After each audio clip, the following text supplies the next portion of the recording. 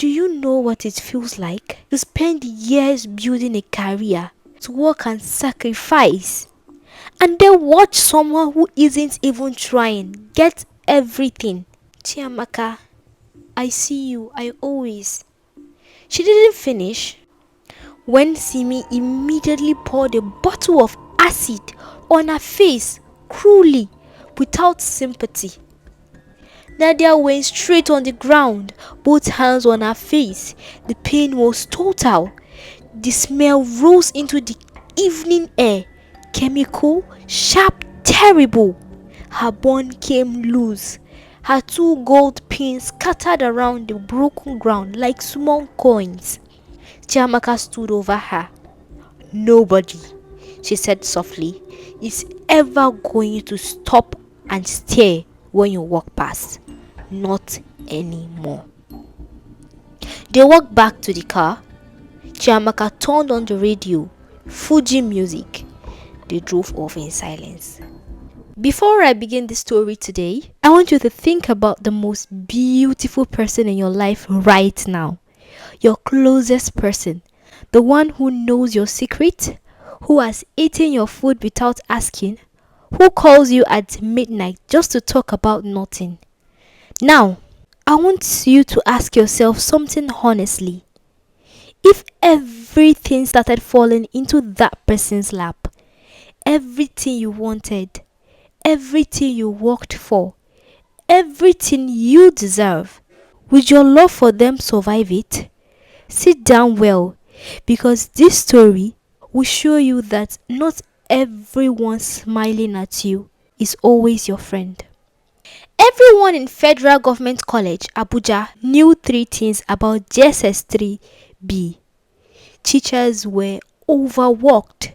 The generator outside Block C smelled like it was plotting something. And Nadia, Chiamaka, and Simi were one organism operating in 3 bodies. You saw one, you waited because the other 2 were coming. You offended one, you had made 3 enemies before the sunset.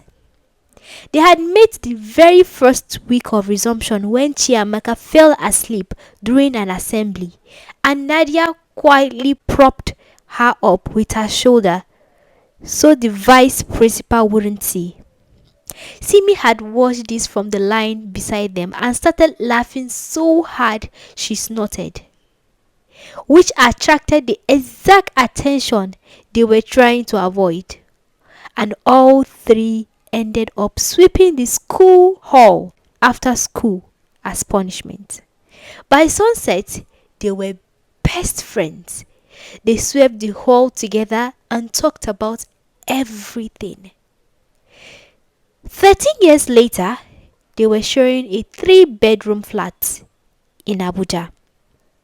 The kind that looked well maintained from the security gate, but had a bathroom ceiling that dripped whenever it rained, and a sitting room light switch that required a specific angle of pressure before it agreed to work. Simi had a marketing job. Chiamaka did freelance fashion styling and had a portfolio she had paid good money to build. And Nadia just existed. That was more or less for full-time occupation. And the universe, for a reason nobody could satisfactorily explain, found this sufficient. The thing about Nadia was difficult to put into words, which is why people always stumbled when they tried. She wasn't doing anything extraordinary. She would be standing in the queue at the ATM, eating suya on a plastic stool outside the market, arguing about her change at a kiosk, and something would happen to the immediate environment. Men would lose the thread of sentence. Women would turn around and look twice. Then, a third time, and entirely sure why. An Abuja traffic officer had once waved 3 cars through a red light by accident because he would turn his head at the wrong moment. She had dark honey brown skin that caught sunlight, thick natural hair she wore in a high bun with two thin gold pins at the base, always the same two pins, like a signature. And then the eyes, amber, not brown, with a depth in them that made people feel unreasonably. She had wide hip and flat tummy. She's the definition of perfect. And her voice, that was the part nobody mentioned because nobody knew how to. She didn't sing, but when she spoke, when she laughed especially, there was a frequency to it that settled into her chest the way certain music does. Chiamaka, for her part, had invested. She had spent real considerable money building herself. Professional portfolio shots, a styling client list, an Instagram page with curated content. She was beautiful and she knew it. She had following, she had prospects, she had contacts in the fashion industry. She had cultivated over 2 years of very intentional effort. That event was a brand activation in Maitama, the kind where a new premium drinks company set up something that looked casual but has clearly cost a significant amount of money to appear that effortless. A mutual contact sent them to invite. They spent 2 days on outfits. You look very correct, Simi confirmed, checking herself in the lift mirror as they arrived. Very, Chiamaka agreed. Nadia adjusted her bum pin and said nothing because she was not the kind of person who needed to confirm that she looked correct. They were inside approximately 40 minutes when a man crossed the room towards their corner. He was in his mid-60s, tall, wearing a plain dark kaftan over well-cut dark trousers. The kind of calm that suggested he had not been anxious about anything in a very long time. He was a director, commercial, brand films, the occasional music video. His name was Koladi. He looked at all three women. His eyes settled on Nadia. I'm going to give you a card, he said, because I have a brief for a campaign I have been trying to cast for 6 weeks. I would like to start thinking about it. Chiamaka smiled, stayed perfectly assembled. Simi disguised something in her throat as she coughed. Nadia looked at the card. Look at it. Look at him. I don't have experience. I know, he said. That's the point. I need a face that doesn't know it's a face yet. Nadia thought about this for a moment. Okay, she said. Kolade director introduced Nadia to Funke, the creative director who introduced her to Remy, the brand photographer, who introduced her to the wider orbit of Abuja's quiet creative industry. In the space of 8 weeks, Nadia had done one campaign shoot, being on set for a music video where she had nothing but occupied the background in a way that made the editor put her in the cut 3 more times than planned, and being offered a second campaign that came with an actual fee. Face is earning more than my saving account, she told the girls over a fang song one evening. She was laughing. Chiamaka laughed too. She was happy for her friend. She was. She was trying very hard to be. Then Emeka came. Emeka Osei entered Nadia's life the way the dry season arrived in Abuja, gradually and then completely. He was broad-shouldered, with a quiet authority that didn't come from performance. He had made his money in infrastructure contracts across 3 states and had the particular ease of a man who had long since stopped thinking about money as a thing he needed to pursue. He drove himself everywhere. He has no driver. He said he found the company of strangers tiring and privacy was not a luxury he was willing to outsource. He had been at gathering where Nadia appeared in campaign display on his screen and spent the next week asking a mutual contact for an introduction. Within 6 weeks of their first dinner, he was driving her home himself. Within 8, he had introduced her to his sister.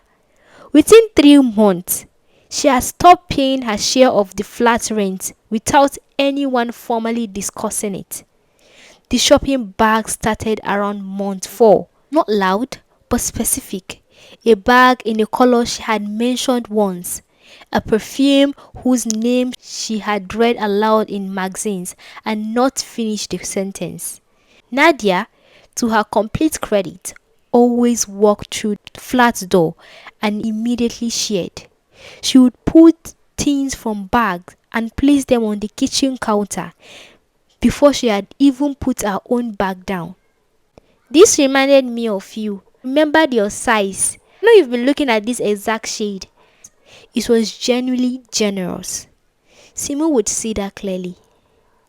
Chiamaka would see it too. But one evening, after Nadia had left for a dinner with Emeka, Chiamaka sat on the couch with a beautifully wrapped package in her hands. A photography book, an expensive one. The exact edition she had been searching for online. She held it. She's shifting, Chiamaka said. Simi looked up from her phone. What? She started performing for us. All of this. She gestured towards the package. It's not love. It's demonstration. She wants us to feel the distance between where she is and where we are. Simi was quiet for a moment. Chiamaka, she remembered the exact photography book you said you couldn't find. She went online to track it down. That's not the point. Then what is it? Chiamaka looked at the book. At the wrapping, it should be me, she said, very quietly. All of it. Kolade, the campaigns, Emeka. I have the portfolio. I put in the work. I built something. She just woke up one morning. Simi said nothing. And that silence, my besties, that silence was not empty. That silence was a door. And Chiamaka had just walked through it. And Simi had let her. Chiamaka and Simi did not just betray their best friend. They planned it. They planned it carefully. On a Wednesday evening, they told Nadia they were going to see a property. A contact was selling something cheap and they needed her opinion. Nadia believed them immediately. These were her best friend since they were teenagers. She packed Chin Chin for the road. In the car, Simi sat beside her and talked about normal stuff. A Netflix show, a friend's drama, a price of tomatoes, just normal conversations. The kind you have with people you trust. Nadia was in the middle of laughing when the car turned off the main road. This looked like... There is a shortcut, Chiamaka said, without turning around.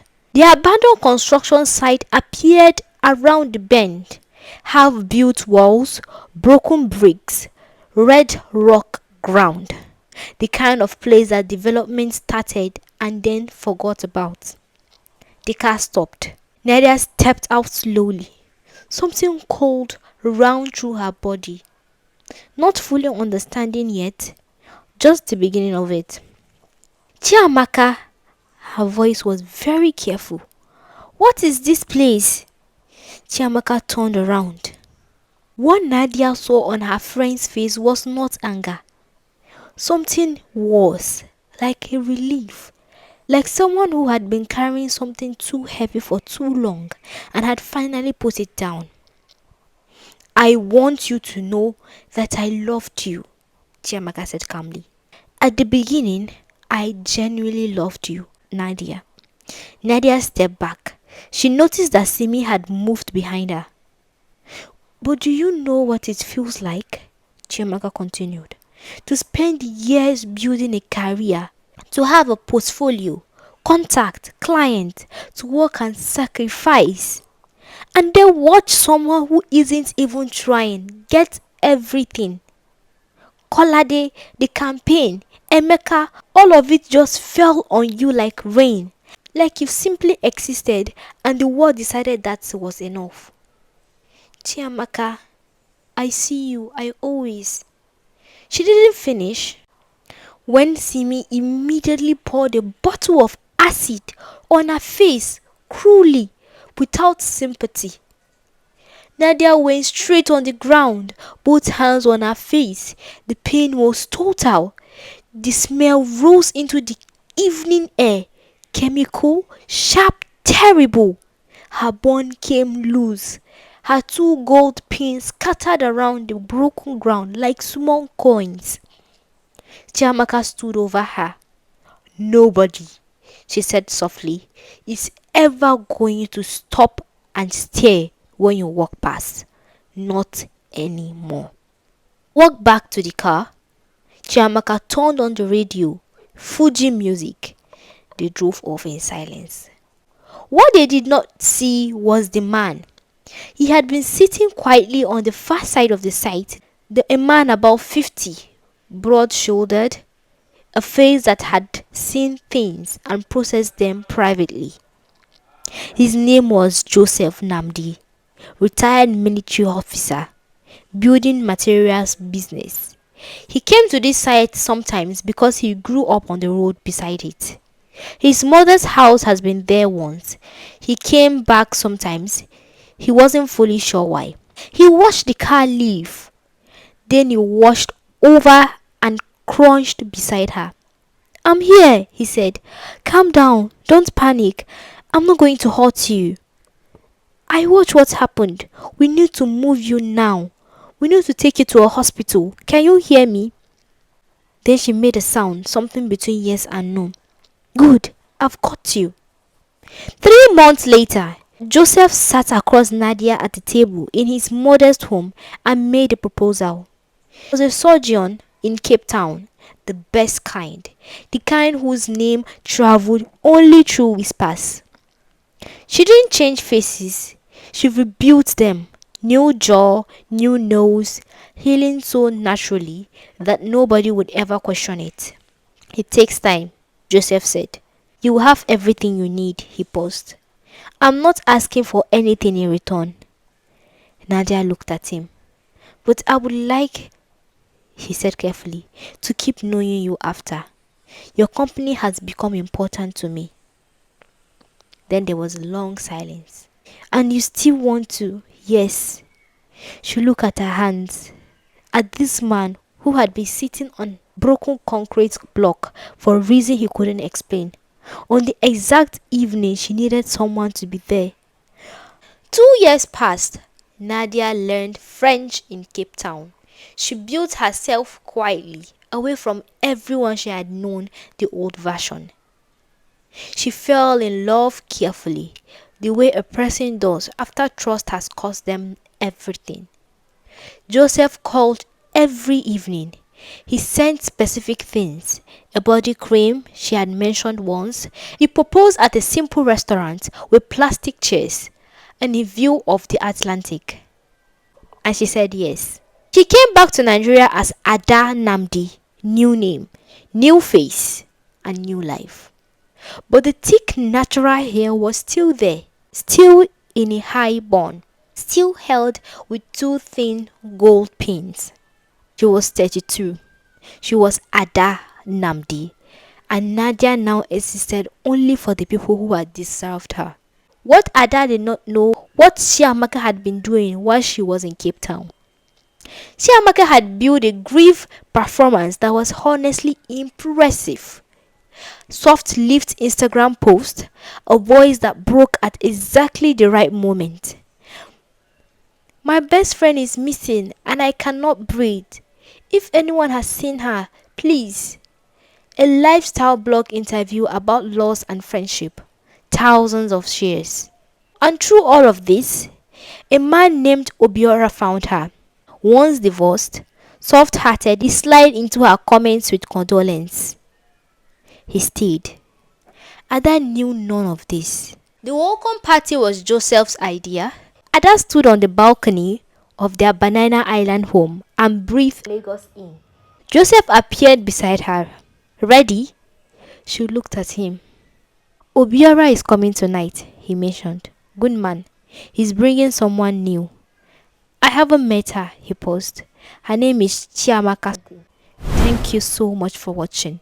Like and subscribe for more amazing stories.